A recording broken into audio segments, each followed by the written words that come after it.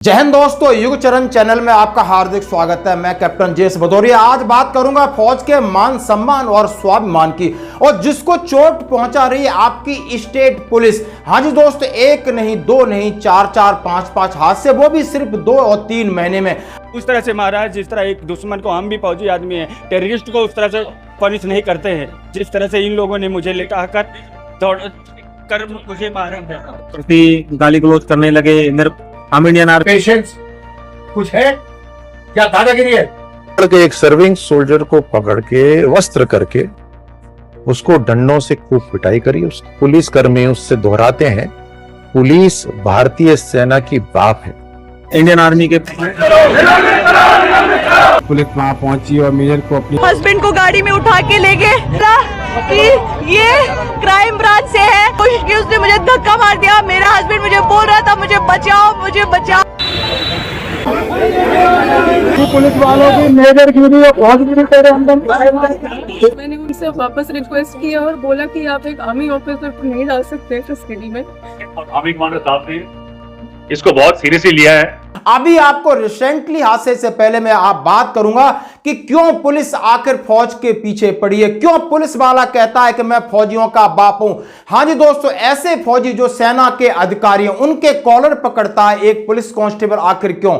एक सेना मेडल, यानी एक हवलदार जो सेना मेडल है, और सेना मेडल उसी को मिलता है जो जान जोखिम में डालकर दुश्मनों को निपटाता है, और 1% चांस होते हैं कि उसकी जान बच जाए, जिंदगी बच जाए।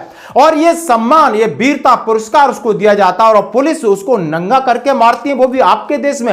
एक ऐसा सैनिक जो कमांडो है दोस्तों, कमांडो हजारों सैनिक में से एक चुनिंदा, एक बहादुर बनता है कमांडो, और उस कमांडो के साथ नंगा करके पीटा जाता है थाने में, और बहुत सारी राजनीति होती। एक एक घटनाक्रम को आज मैं आपके सामने दिखाऊंगा, एक एक न्यूज को दिखाऊंगा, एक एक वीडियो को दिखाऊंगा, फिर आपसे पूछूंगा सवाल।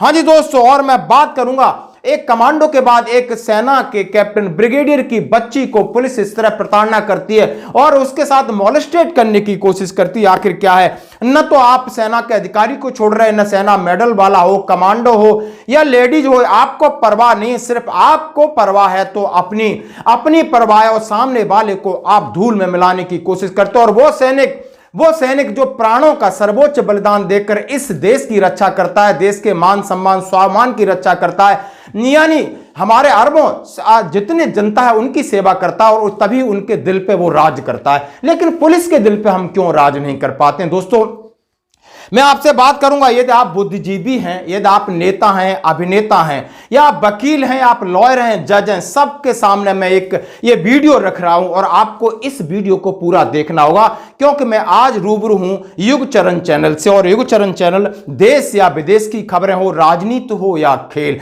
या देश में बढ़ता हुआ अनाचार, अत्याचार, भ्रष्टाचार, सटीक आकलन करने के लिए आप देखते रहिए युग चरण चैनल को। दोस्तों, यदि आप कर्मचारी हैं, यदि आप जवान हैं या किसान हैं, सबके हितों की खबर आपके सामने और सटीक आकलन के साथ मैं बात करूंगा।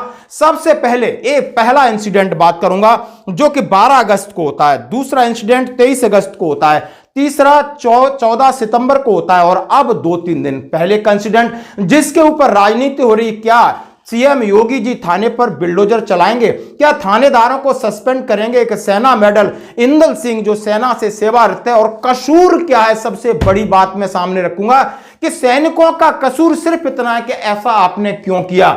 मैं भी फौजी हूं, इतने 2 शब्द हैं, सब चीजों में एक ही बात कॉमन है कि एक सेना का जवान इतना अनुशासन रखता है, डिसिप्लिन्ड होता है, कमिटमेंट होता है उसके पास, वो कभी भी किसी को नुकसान नहीं पहुंचा सकता। पुलिस वाले से सिर्फ गुनाह की बात करूंगा, आप वीडियो को पूरा देखना। सबसे पहले मैं अभी जो तत्काल में रायबरेली का इंसिडेंट हुआ है, इससे पहले लगातार इंसिडेंटों की श्रृंखला है, उससे मैं बात करूंगा। सेना के अधिकारी भी आए, बड़े बड़े बुद्धिजीवी, जजों ने, सबने प्रतिक्रिया दी, लेकिन जमीन पर बदलाव क्यों नहीं दिख रहा है? हमें आपका सहयोग चाहिए। यदि आप इस वीडियो को देख रहे हैं तो हमें आपका सहयोग चाहिए। आप इस वीडियो को ज्यादा से ज्यादा शेयर करें, इस चैनल को सब्सक्राइब करें, इसलिए क्योंकि आपको अब ऐसे ज्वलंत मुद्दों पर आपके सामने इस तरह मैं रूबरू होता रहूंगा। दोस्तों, जयपुर 12 अगस्त 2024, यानी बात होती है वहां पर कमांडो अरविंद सिंह जो छुट्टी पर रहता है, बारामूला में तैनात है, आप पूरी खबर देख सकते हो, वो छुट्टी पर जाता है, उसके दोस्त को पुलिस पकड़ करके ले जाती है और वो जमानत के लिए थाने में जाता है कि सिर्फ इतना पूछता है कि आपने दोस्त को गिरफ्तारी क्यों किया, आखिर इसका कसूर क्या था। बस उसने बोला आप हमसे कसूर पूछते हो, मैं पुलिस हूं, यदि आप फौजी कमांडो तो मैं तुम्हारा बाप हूं।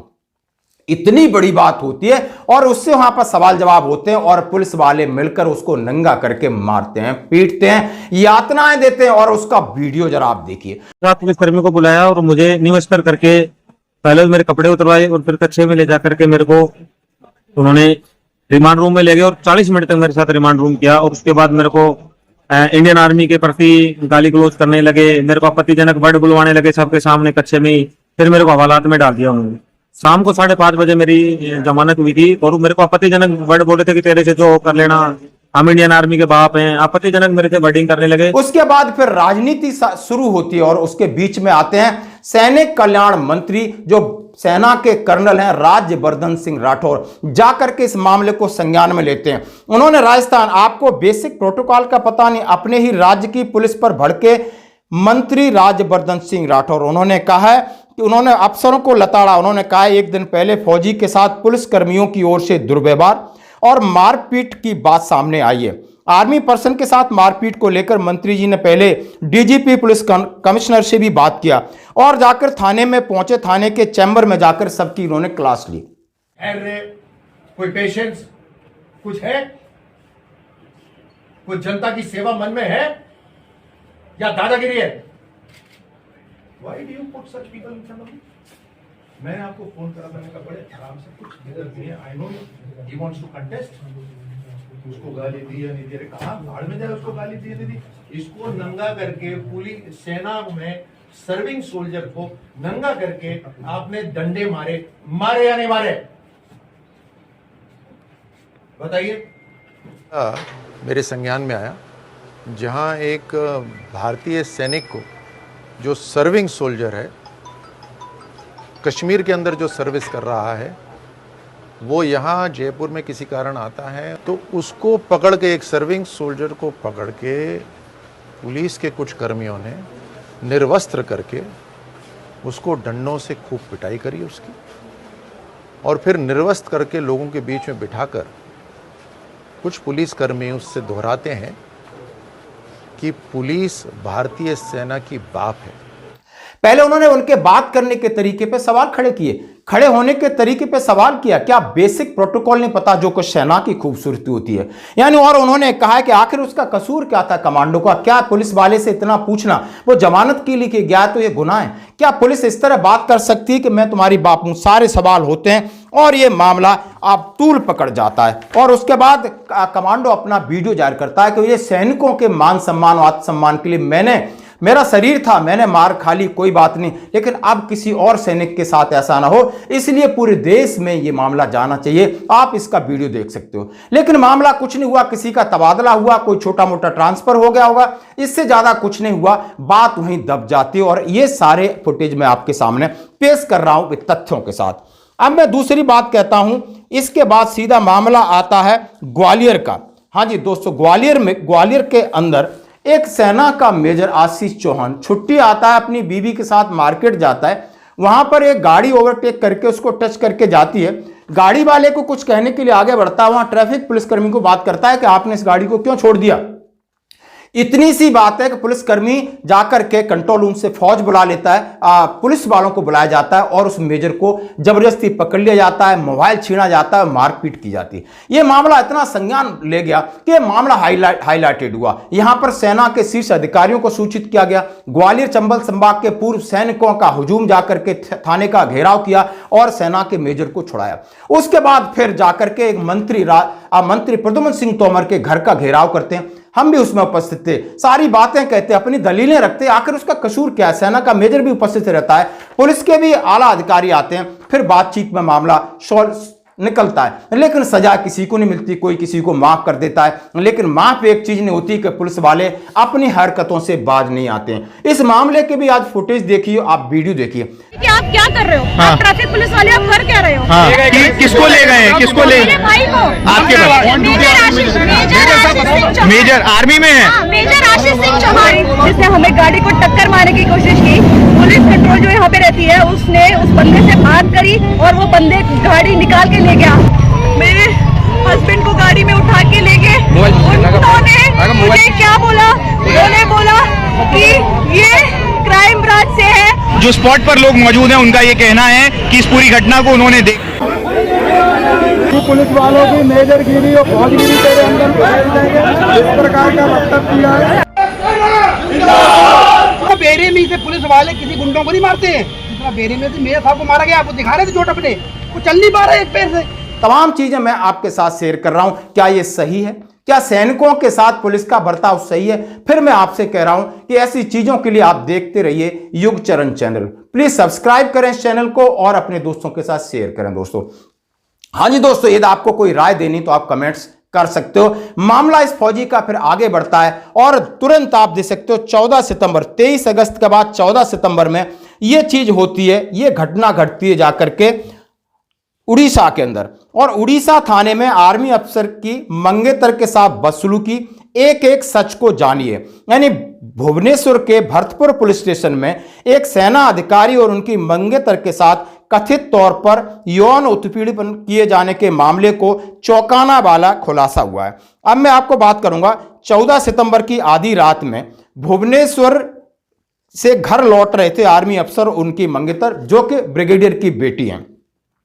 और वहां पर पेट्रोल पंप में कुछ मनचले उनको परेशान करते हैं, उनसे कहासुनी होती है, उनका पीछा करते हैं। अपने बचाव के लिए वो पुलिस थाने में जाते हैं, रात को रिपोर्ट कराते हैं। और जहां पुलिस थाने के जो अंदर का अधिकारी हैं, कर्मचारी, उनके साथ गलत बर्ताव करते हैं, उनकी बात नहीं सुनते, उनसे हॉट टॉक होती है, बोलते हैं मैं सेना का अधिकारी हूं, मैं इस तरीके से मेरे को लिया जा रहा है मामला। तो वो चीज तो छोड़ दी उन्होंने इसको ईगो पे लिया और उस मंगेतर की सेना के अधिकारी को भी पकड़ा जाता है और मंगेतर को पकड़ करके उसके साथ बहुत दुराचार अत्याचार किया जाता है। पुलिस कथित रूप से उसको बहुत परेशान करती है, मोलेस्टेट करने की कोशिश करती है, मारपीट करती है। आप देख सकते हो ये वीडियो। 15 को रात को अराउंड 1 AM अपना रेस्टोरेंट क्लोज करने के बाद मैंने अपने घर जा रही थी।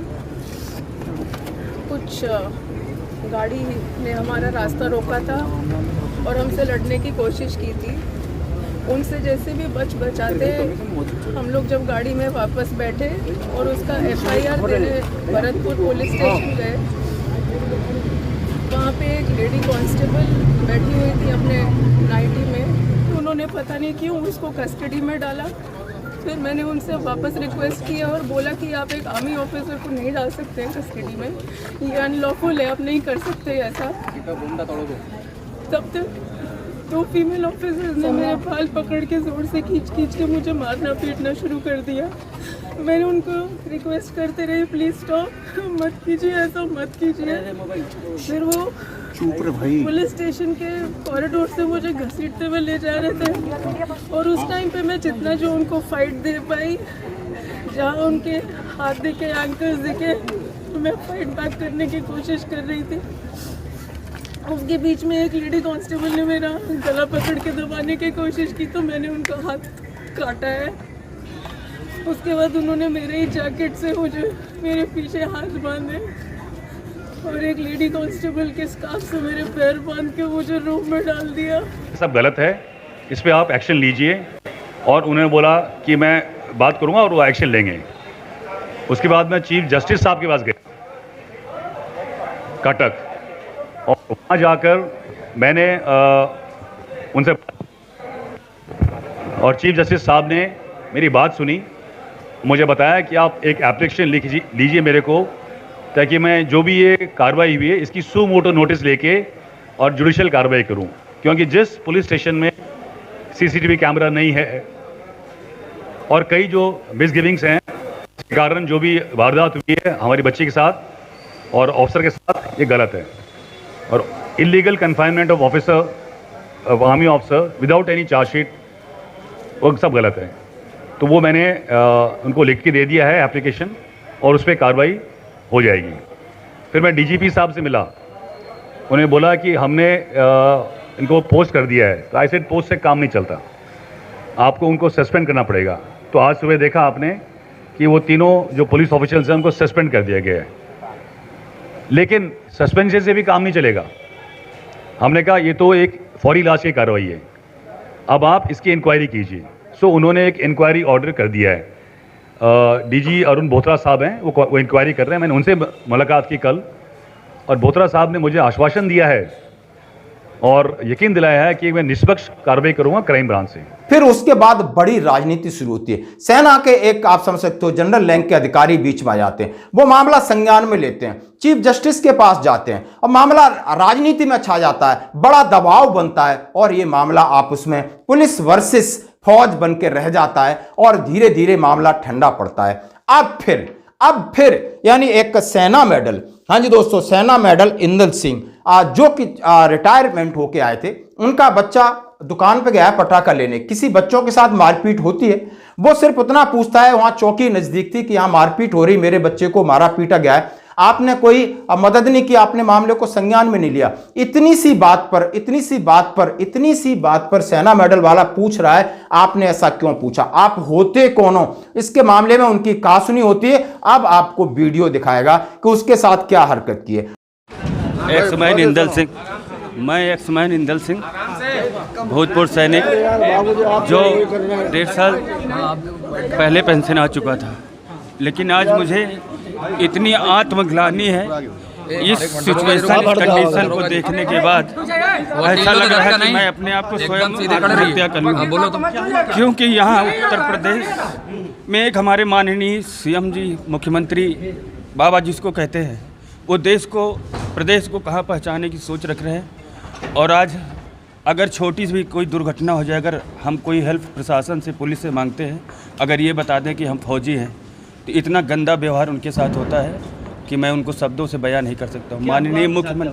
माननीय मुख्यमंत्री तक मैं ये अपना संवेदन पहुँचाना चाहता हूँ कि आज जो घटना हुई है उससे मैं इतना ज़्यादा दुखी हो चुका हूँ। आज मैं अपने गांव रायबरेली से गांव कल गया, जहां पर क्या हुआ, मैं अपने घर पहुंचने के बाद बच्चे हमारे मार्केट गए, कुछ पटाखे वगैरह ले रहे थे। उसके बाद वहां पता चला कि लड़ाई हो गई बच्चों में। हम वहां से आए और चौकी के पास ये हादसा हुआ। चौकी के पास जब पहुंचा, चौकी इंचार्ज हिमांशु मलिक, जिसे हमने बोला कि अगर चौकी के पास ये सारी चीज़ें हो रही है तो अगर दूर दराज में हो रहा तो आप लोग को तो पता भी नहीं चलेगा। इतना शब्द कहने के बाद 4 कांस्टेबल, 2 एसआई, जिसमें हिमांशु मलिक, एसआई अमित कुमार, मुझे कांस्टेबल अभिषेक, चारों तरफ से मुझे घेर के एक उसी पुलिस चौकी में इतना गुमराह, इतना अद्भुत कमरा बना रखा है, मुझे लेकर गए। बोले तुम्हारा बयान लेना है, और मेरे साथ वो चीज़ें किया है कि जो मैं सेना में 24 साल में कभी मैं बता नहीं सकता। सेना में काम किया हूँ, मुझे आज इसलिए आत्मग्लानि कि मैं 24 साल सेना के अंदर काम करके उन शब्दों को बयां करने में मुझे बहुत वो हो रहा कि मैं सेना मेडल वहाँ हासिल किया। और आज यहाँ पर वो घटना पुलिस वालों ने मेरे साथ किया है कि मुझे इतना मारा है कि मैं अपनी ज़िंदगी में कभी उस चीज़ को भूल नहीं सकता हूँ। मैं माननीय मुख्यमंत्री जी से ये कहना चाहूँगा कि अगर हर फौजी के साथ यही होता रहा तो क्या ये देश चलेगा, ये प्रदेश चलेगा। माननीय जी से मेरा और कोई सुझाव नहीं है, बस ये है कि जो आपकी शासन में प्रशासन है जी, मेरे पास कुछ नहीं था, लाठी, पुलिस ने मारा, पट्टा, पुलिस ने हमें मारा। अगर मारा होता तो मैं वो करता। मुझे उस तरह से मारा है जिस तरह एक दुश्मन को, हम भी फौजी आदमी हैं, टेररिस्ट को उस तरह से पनिश नहीं करते हैं जिस तरह से इन लोगों ने मुझे लेटा कर दौड़ कर मुझे मारा है। उसको किस तरह कॉलर से खींच के ले जा रहे हैं और किस तरह उसको प्रताड़ित कर रहे हैं। अब आप ये बताइए, यदि उसने भी अपने बचाव में किसी को हाथ उठाया होगा तो क्या गलत है? क्या उसके अंदर ताकत नहीं है? नहीं, इनसे ज्यादा ताकत है। उसके पास ज्यादा हथियार चलाने की कैपेबिलिटी है, उसके साथ उसके पास ज्यादा मार खाने की और मारने की भी शक्ति होती है। क्योंकि हमें सिखाया जाता है, लेकिन हम पहले अपने लोगों के ऊपर हाथ नहीं उठाते हैं। और ये लोग बिना सोचे समझे मुंह से गालियां बकते हैं, हाथ उठाते हैं। क्या ये सही है? सारी चीजों के तथ्य मैंने आपके सामने रखा। अभी आपने इसके ऊपर कमेंट्स करना आपकी जिम्मेदारी बनती है। क्या देश के रक्षकों के साथ, देश के लिए अपनी जान देने के लिए, अब देश के लिए अपनी जान कुर्बान करने के लिए एक एक उसका परिवार है, वो बिलखता तड़पता रहता है, क्या समाज इनकी सहायता नहीं करेगा? क्या समाज का कोई उत्तरदायित्व तो नहीं बनता? ये समाज में बुद्धिजीवी हैं, ये समाज में आप राजनेता हैं, समाज में आप जज हैं, वकील हैं या कॉर्पोरेट सेक्टर है, तो आप इनके बचाव के लिए तो आवाज उठा सकते हो। पुलिस प्रशासन कभी भी दबाव नहीं मानता है। इनका काम करने की शैली से शायद आप भी परिचित होंगे, चाहे आप कोई भी हो। चाहे मैं मीडिया से रिक्वेस्ट कर सकता हूं कि सैनिकों के लिए अब आगे आइए, समय आ गया। नहीं तो आज से 20 और 25 साल पहले या 10 या 15 साल पहले सैनिक पहले बदला लेते थे, उसके बाद जाते थे। यानी सैनिकों के साथ गलत किया तो उसको रिटायलेट उसी की भाषा में करते, तो उसके बाद समझौते पे आए। आज सैनिक थोड़े समझदार हैं, समझ सकते हैं कि नहीं, इनके ऊपर काम का दबाव होगा, फिर भी हमेशा पहले अपना परिचय देते हैं कि ये मेरा आई कार्ड है, मैं भारतीय सैनिक हूं, मैं भारतीय सेना का अधिकारी हूं। लेकिन पुलिस वाले आखिर क्यों नजरअंदाज कर रहे हैं? इनको माना कि इनका काम करने का तरीका नेताओं के साथ है, यानी नेताओं के साथ इनकी जुगलबंदी हो सकती है। इसका मतलब ये नहीं है कि आप देश की सेवा करने वालों के साथ इस तरह व्यवहार करें। यह कितना सही है या कितना गलत है, इसके ऊपर आप कमेंट्स करिए और देखते रहिए युग चरण चैनल। धन्यवाद।